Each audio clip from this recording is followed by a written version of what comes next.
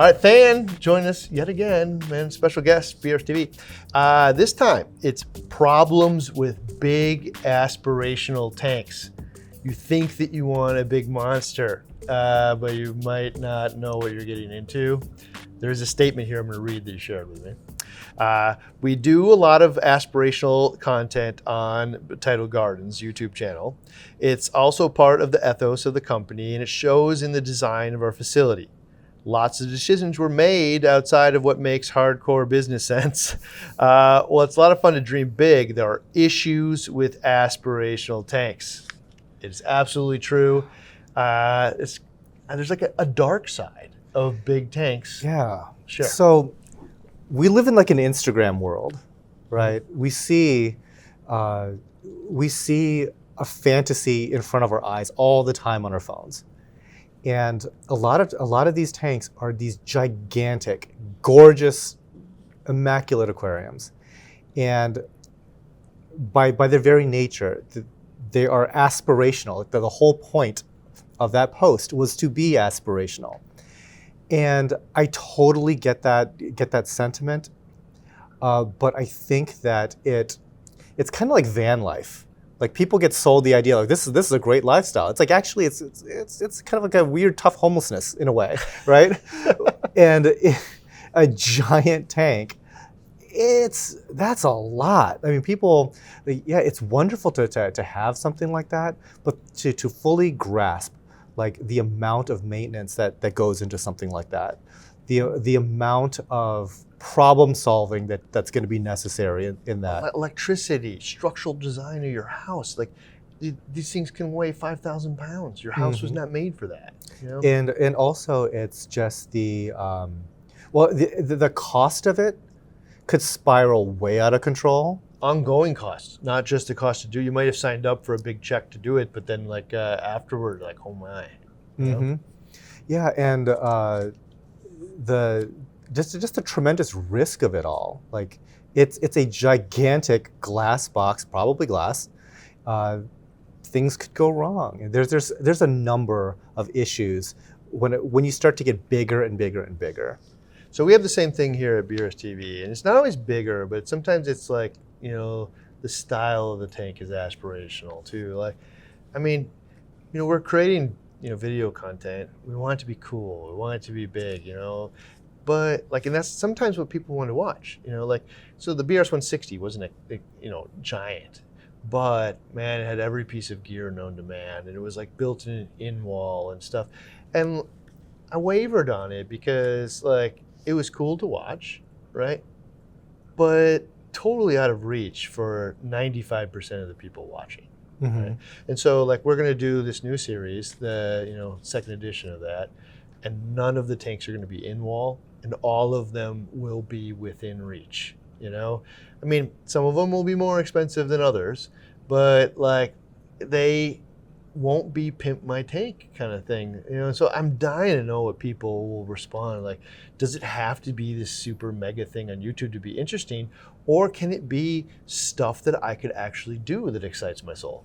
Yeah, because there is a thing about whether it is going to be the spectacle that wins out, or is it going to be something that's more down to earth and relatable? Because when you're talking about spectacle, if spectacle is really the thing that wins out, I mean, that's an arms race that I don't think that anybody really wants to delve into, because sky's the limit there, like truly. Dude, it really, really is. I mean, I've seen some people in our industry spend close to $250,000 setting up really elaborate tank. They never even filled, man.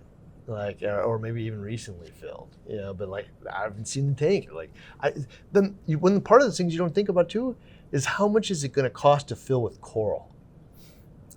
Yeah. Coral's not that cheap. Dude, but like, if you're going to fill a 500-gallon tank up with coral and have it look full, how many SPS frags would that take? Hundreds. Yeah, I mean, hundreds times $100. You know, like, yeah, like. And fish are expensive, like everything. Man. Everything's expensive. Yeah, it's a lot to put into something like that. It gets rapidly really expensive. Okay, so I'm like, I don't want to diss on aspirational tanks, but I also want like people to know what they're getting into. So for me, I ran into this, and this is probably a well publicized story now, but like I decided to do this 360 in my house, which for me was an aspirational tank. It was a big tank, right? Mm-hmm. Okay, and I just like didn't do the math on a 2-year-old, a 4-year-old, and a pregnant wife, right? Like I'm gonna have, like 3 kids under 5. This was not the right time for an aspirational tank. And to try to make it survive, and do what it needs to do, I was waking up at like 5 a.m. on the weekends, and trying to put 3 hours of work in before everybody wakes up. This was not fun. Mm-hmm. And it's supposed to be fun. It's a hobby. It's something I enjoy, man. But I was trying to like cram it into this life that didn't support this. And what I didn't know is like, I felt like, oh my God, their kids are gonna have to graduate from high school before I can do this again. And now, I have even just a subtle change of almost 6, 5, and like 3. And I'm feeling like actually now there's space in here. You can breathe again. Yeah, I could actually maybe do this now. But that was a wrong moment in time. Yeah, adding COVID and all the other crap that was happening at the time. Like it was, ugh. Yeah. But yeah, you think about how big. One of the things that came across for me was the size. I would never pick, or when I'm thinking about the tank, I'm going to think about the size of the water change. Mm-hmm. Like how many vats of water do I want, and how many are going to be in this household? Yeah, like, because in an emergency, you want to be able to do a big, like, impactful water change to really dilute whatever the issue was. And not everybody can get a 500-gallon tub into their house. Like, not even just finding space for it. Physically getting a 500-gallon tub through your doors could be an issue. The biggest I could find that fits through a standard door, I think, is, I can't remember if it's 160 or 200 gallons. And you still have to take the door off the hinge to do it. Yeah. Right? And so, like, I want to say it's 160 gallons. But anyway, it's right in that pocket that you can fit through, like one of those, white cylindrical things. Mm-hmm. Okay, and one of the things that came to mind was the beast. I tracked Rico's tank for a while, right? Mm-hmm. He ran into an issue where he thinks that there was toxins in the water.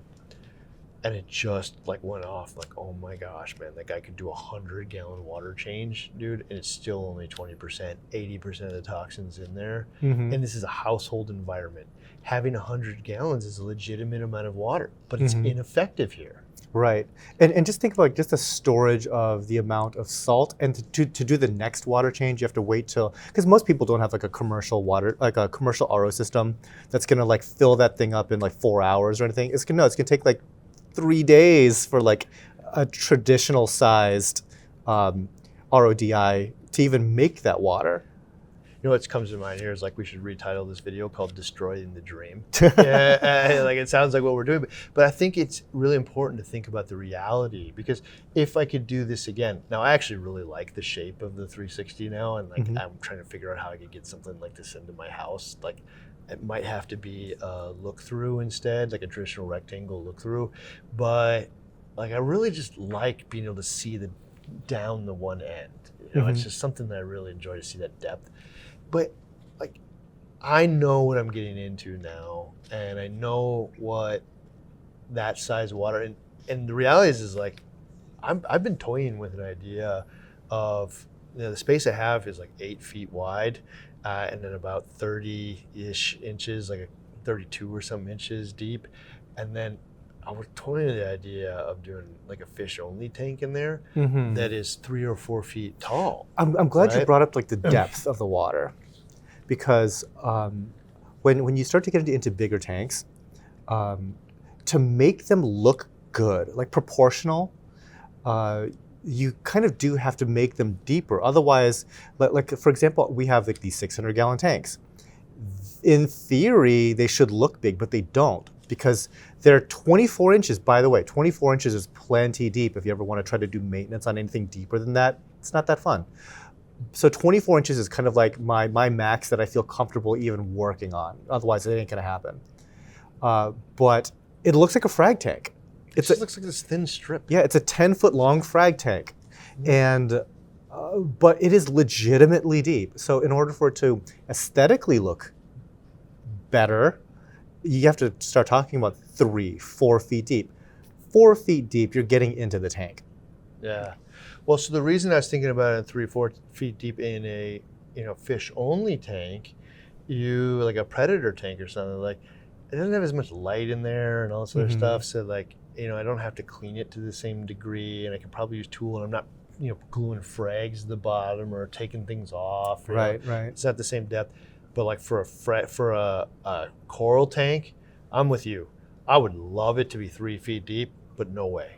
It's so difficult. Okay, in fact, in the 360, which is like, I think 26 and a half, I decided to push it just a little bit farther. And I'm happy because it does actually get the dimension out just a little bit instead of making it look like a strip, especially if you're covering up the top and the bottom and the trim.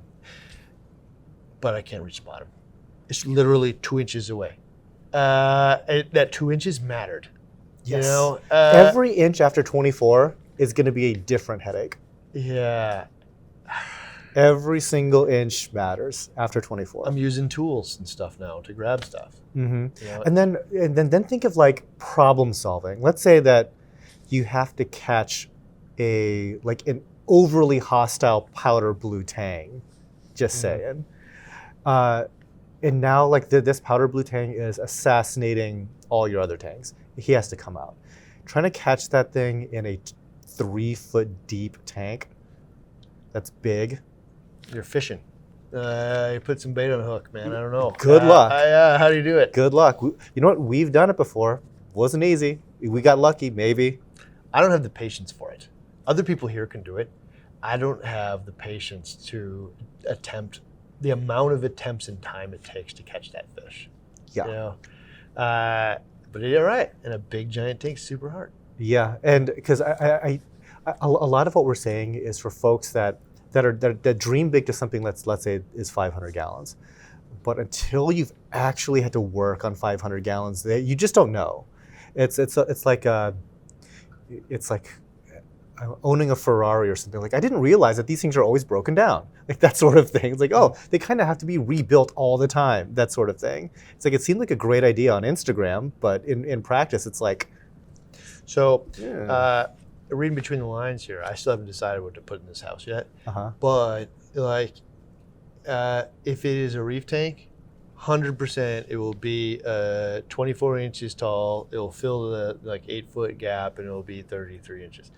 But like, if it's a fish only tank, I may decide to venture, but also it's less dependent on water changes and stuff in this case. Like water quality is not as paramount. I still want to maintain healthy quality water. But a nitrate of 60 isn't going to make anybody blink. Yeah, I mean, there's lots of ways to get that stuff out too. And so it is a different environment. But I'm now willing to, the chances that a toxin goes in, this is a better way to put it. The chances that a toxin gets in that tank in way I need to do massive water changes that turns over the entire tank with a fish only tank are really low. The chances that I would want to do that at some point in time with a reef tank are 100%. At some point I will want to do that. And I don't have the ability to do that. And I don't know the exact math on it, but I'm pretty certain that the dimensions of the reef tank I just said is somewhere over 300 gallons, whereas the fish only one will be over 500 gallons. And I actually had him put in, extra cement as a footing to be able to give me that option in the future, because I'm not sure which one I'm going to do. And that's a good thing to bring up, is that you do have to make these legitimate engineering decisions on your house to support all this. There was a guy that lived in Minneapolis here named Energy. I think his real name was Stan, but on the forums he was Energy. And I'm gonna butcher this, but I'm pretty certain it was 15 feet long, 6 feet tall, and 3 or 4 feet deep, right? Okay. The house had to go first, and then the house had to be built around it. Yeah. And I remember from the old days, there was a guy named Mr. 4000 on the old Reef. Was it Aqualink or was it Reef Central? It was the early days of online forums. Okay, so this guy in Michigan, and randomly it's I have a friend in Michigan. It's fairly close to this guy. We'll just ask him randomly if we can come over and see his tank, that sort of thing. Hilarious. Back in the day, right? And so this guy had built from concrete and one acrylic panel a 4,000-gallon aquarium in his basement. Okay, and he's Mr. 4,000 on the forums, and there's no plans to do anything like this. There's no guidebook that says anything about this is a good idea. But yeah, he built this entire thing, and he eventually had to tear it all out because the amount of humidity that 4,000-gallon reef tanks generate, like his windows, like in his downstairs, were like rivers.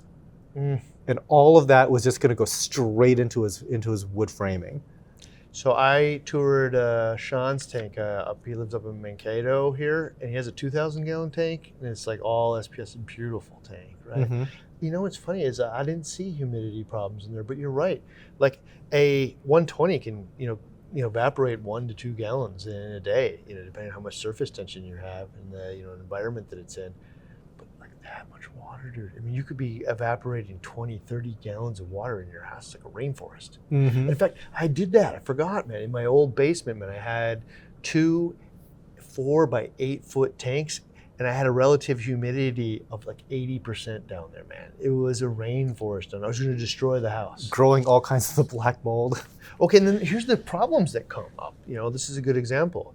It's because I decided then to have these 2 4 by 8. These are monster tanks of their own. They're frag systems, but and they were only like 8 inches tall or something, but there's still a lot of water in these things.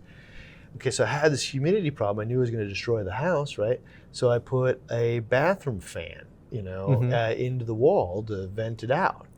Okay, and it worked, except like I didn't know this. I didn't connect these things together, but man, in the summer came around, I could not keep the house cool. Right? It was just hot. And no matter how much the air conditioner worked, it just never worked. Turned out one day, I opened up the coat closet, which I would never open up in the summer, because it's coats, like winter coats. There were cracks in the top of the ceiling in there that were sucking the superheated air out of the attic. And pulling it all the way down? Pulling it through the house. So everything gosh. I blew out has to come back in from somewhere. And the easiest path for it ended up being through these cracks in this closet from the superheated attic. Oh my gosh. I didn't think about this. Right. It wasn't on my mind when I decided to put these giant tanks in there. Yeah, and in our facility, like humidity is a very big concern because I don't want to like grow black mold and shut my entire operation down, right? So we try to keep our relative humidity like 50 or below, and that took some effort because we tried a bunch of different things that didn't work. We tried air exchangers. We have 4 commercial air exchangers. There's 6 exhaust fans. None of that actually worked. We ran air conditioners, but air conditioners can't be run in the winter very effectively. And then we went with like multiple commercial dehumidifiers. So all these technologies together eventually brought our relative humidity down to something controllable. But that's a major HVAC project and engineering concern. So one of the things I'd take away about this is if your heart's in this, like my heart's in it now, like I think I'm probably in this 300-gallon range. Is about the sweet spot for me, right? Like it's a manageable water change to me. But I gotta account for this stuff. You gotta like think about it now. And so if you're watching this and like it makes it sound like we're talking you out of doing this, these are things like you should just be thinking about. Like, I want this bad enough to overcome these situations. And when you do kind of consider these obstacles, it'll make your ongoing life with that tank a lot better. Because you planned for them. Exactly. Like the world, you happen to the world rather than the world happening to you. Right. Or be proactive about this. Learn from my mistakes. You happened to your reef tank. Your reef tank didn't happen to you. It's probably the best way to say it. Very nice. So like I just got you had a couple of things here, man. The big tanks are deep. They're a hard time. They're often hard front to back. Oh, that was a good one. Oh yeah. Okay, so in this pursuit for extra volume, there's always been this thing discussed where like you want a very wide aquarium because this increases gas exchange. It gives you a lot more possibilities for aquascape. Aquascape is way cooler when the tank is deeper than it is tall. Exactly. The problem is, obviously doing maintenance on something like further diagonal into the tank, it can be challenging. But there's an aesthetic price that you pay for a deep tank. Like it doesn't, it does look cooler, but it's not as cool as you might think because of how physics and optics work with water. It compresses. Mm-hmm. So something that is far away looks like it's 2 inches away. So for instance, like the last big tank I saw was Andrew Sandler's tank in New York. And his tank front to back is like 16 feet. And you don't really get a gauge of how far away those things are unless you see it from the side. Sometimes if you really tracked with a fish and watched it swim all the way to the back, you would capture it like because it's getting smaller essentially. You know? Yeah, but there is like this flattening, and on top of that, like water isn't always not super clear, right? There's like some turbidity. The smallest amount of yellow pigment now, just like every inch, you know, magnifies. For feet in some cases, like so a lot of tanks are now 4 feet, 4 feet front to back. And that absolutely like messes up the aesthetic. And at the very, very back, it's downright hazy. So Elliot, again, a marine collector, has got that 9 foot deep tank. I'm making this number up now, but I think it's that deep. It's like 9, 10, whatever it is. Okay. Dude, one of the reasons he tried ozone is because he just got tired of using so much damn carbon, because what, you know, be yellow to you at 2 feet is 5 times that, you know, at 10 feet. And it just looks like garbage. By the time that you're viewing it, it's cloudy and a mess. Then you use the ozone, and it's just like, wow, you're looking into this, like, you know, glass box. This, like, it's just like so crystal clear all the way to the end. But those are problems you need to know and solve. Plan in advance, because these things are coming. It's just physics. Okay, and then you plan and you screw up. Because I planned for this, right? Okay. So I was thinking that, you know, my 360 was essentially like, you know, it's 4 feet wide and almost 6 feet. So it's almost like 2 180s back to back, right? Sure. And I'm thinking like, okay, well, I can clean the inside of a 180 from one side of this. And so I got chairs on both sides, or stairs, you know, built in this thing. That'll be fine, right? What I didn't really think about is I next to never in a 180 actually need to clean all the way to the back other corner. side. Yeah, no, not even close, in fact, right? Because it's usually the front end of your aquascape, and I cannot reach anything. It's tools, you know, or like crawling up in there, you know. So like best laid plans, right? So if I could do it again in this case, like from a just a pure maintenance perspective, 36 inches. Yeah, You and know? you're a tall guy, long enough arms, but you know it's. Yeah. I thought I was like kind of like gangly, you know. I thought like, oh, I got long arms, but like average person, man, they're screwed. Like, So you just that frag fell back in the middle of an aquascape in a 4 foot wide tank. You just can't have it. You just can't have it back. Aqua tongs, and like even gluing them in now, aqua tongs, it's not the same thing, you know. And in the really big tanks, you actually have to get a suit and get in there. Okay, so that's what Stan and Energy would do, you know. It was cool because you know, he had like stingrays and stuff in there, and like every coral known to man, and you like owned that there was gonna be pests in there, and they're just gonna eat them. And then he had all these unreef safe fish that ate the coral, but the coral grew faster than the non-reef safe could eat them, you know. So super cool. I think the guy ended up getting a job in Costa Rica, and then like this house stayed here, but it turned into a terrarium. So it's like 15 feet of frogs now. Nice. That's pretty interesting. All right. Okay, catching a fish is a hassle. Water flow, always a logistical challenge. Yeah, water flow. So I think that sometimes when people think of water flow, they think of it like day one. And in designing water flow for a growing reef aquarium is a constant and dynamic process. I love this saying.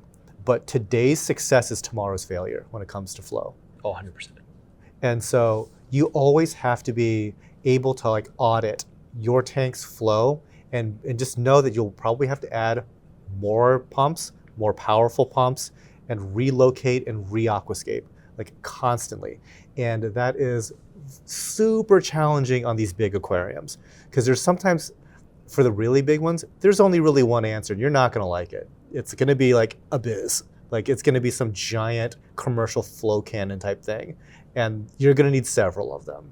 It's gonna be a gross process to like do all this. And some of them are kind of ugly too, man. Or you have 8 million cords, and 8 million things to clean. Yeah, yeah. And once you get into bigger pumps, yeah, they can be like very unsightly. But then in a big tank, maybe they don't look that big, but Like I think of those panther rays, they work really good, but they're like this long, they're huge. So, yeah, I mean, one of the things that I've really explored in the last year is basically flow is the driver of almost all biology in the animals. All the gas exchange, all of the element and nutrient delivery, and then all of the getting rid of all the excess oxidants and waste and everything. And so if you look at a lot of corals, now you could just pound it too hard, in which case the coral will die or grow away from the flow. But if you really pay attention, in many cases, the coral will grow towards the flow. And that's because that's where the best biology is happening. It's getting the most nutrients, the best gas exchange, the best waste removal, and it grows towards the flow. And then the side that isn't getting the best flow doesn't grow. And then you get this weird shaped coral. And then of course the stuff that's getting almost no flow, which is the back end of it, inside or bottom, is just dead. But I think that's like a natural part of like a growing coral reef. It's like the live stuff grows on the dead stuff. That's what it does. It's what it's supposed to do. But it's hard to like reconcile that with, well, I want everything to live though. So if you want that, you have to get really creative with stuff like the flow, the lighting, and everything. What I want is, I want the coral to grow in kind of a natural shape and not have everything kind of grow one direction towards its flow. So I've got to solve the fact that today, man, for perfect flow. Tomorrow, the corals are now 8 inches and they're blocking each other, and I now need to spot and then solve the dead spot, or it's just going to get worse and worse and worse, right? And then one of the things we were talking about is some of the coral farmers, specifically the SPS farmers, are more successful than others, right? And so one of the things that popped to mind is I've seen some of the people that I think have grown this stuff the fastest and the best. They don't plug this stuff on a frag rack. They don't plug it onto actual rock. It's these weird kind of networks of little arms, and then it's bigger than my hand here. And then they put the coral on the end of it because water is surrounding this thing uniformly now, right? And every available bit of the tissue is exposed to, the nutrient delivery and the gas exchange, promoting healthy biology throughout the whole thing. And that's why probably they're so effective at this in ways that if you just glue it to a rock, you're going to run into the same challenges an Aquarius does. Interesting. And so like, there's no question that you've seen. You might even know who I'm talking about here. And are they the best? Like they might be. Like they might be. Specific really, thing. yeah, it's really impressive. Yeah, and so like, and this comes from who farms coral for a living. Yeah, it's like I'm okay at what I do, but no, that what they do is ridiculously impressive. Yeah, but it looks that way, and like, it's abnormal. When you see it, you're like, this is what a reef tank looks like, but this is maybe what ideal biology looks like. Yeah. So interesting. But in any case, add and flow, going all over the place, man. Okay, and this is the last statement you had in here, which is you're steering, problems are harder to solve in large aquariums. You're steering the Titanic away from the iceberg. This boat does not stop. Yeah. So there's like this biological momentum that happens in big tanks. And if you are, even if when you see the problem coming up ahead, you see the iceberg, it's like, you just might not have a lot of tools at your disposal to like fix big problems. You have to know too, know what to do, and then have the willingness. Right, and I actually like the seeing the problem coming up is not necessarily a given, because like the capacity of your tank to like soak up problem and not really express it until you reach like some critical point. Dude, in this case, in a giant tank like that, the cause of your problem is something you started doing 2 years ago. Right. You'd never ever think that it would be this. Right. Yeah. It's a months ago issue that is actually solved now, but like the momentum of that is still going to put you into like some troubled areas. Yeah. There's just so much water in there. Everything happens like so slow. It's really you have to know what it is, know how to treat it, and have the willingness to do it. And again, it's like that buffering capacity. It could be. So you and I are both like cat guys, right? We like cats. Mm-hmm. Like cats aren't like dogs where they announce every issue that they have. Mm-hmm. They're just really stoic, and so they will just like grit their teeth and look like normal cats when they're in pain or something, and so the analogy to a big tank is like a lot of the stuff doesn't always manifest in something. Again, you could be having this ongoing problem for months, and it's only until like this final last triggering breaking point where all of that comes crashing in. And in order for you to have fixed that, you need to have another runway of another 4 months to fix something like that. Because you just can't fix that overnight. You know what's funny here is I feel like, again, like we're just talking to people out of big tanks. But that's not our hobby. Our hobby, man, so many people are in this because it's hard. Like you see all these videos that like people are, is it hard? Whatever, you can debate one way or another, Mm-hmm. right? But like the reason that somebody is taking these animals, you know, and caring for them and creating an artificial environment in Minnesota that like mimics the ocean, and I'm going to do it long term, part of it is because I like the challenge, Mm-hmm. right? And so I bet you there's anybody that's made it to this point in this video right now is like challenge accepted. And that's fantastic because it also like we also want to reinforce that this isn't aspiration just for the sake of like glamour and aspiration. It's that it is actually special when it succeeds. Yes. It is so challenging that when it does work out, congratulations, you are reefing God 101. Like go for it. You are hit up Instagram. You deserve it. Really, Instagram worthy. You are a rare, unique butterfly. Yeah, you're really good at what you do if it works out. Yes. All right. So guess what? Fan will be back for more. So playlist here for all the special guests on BRStv. Join us, and we'll see you in the next one.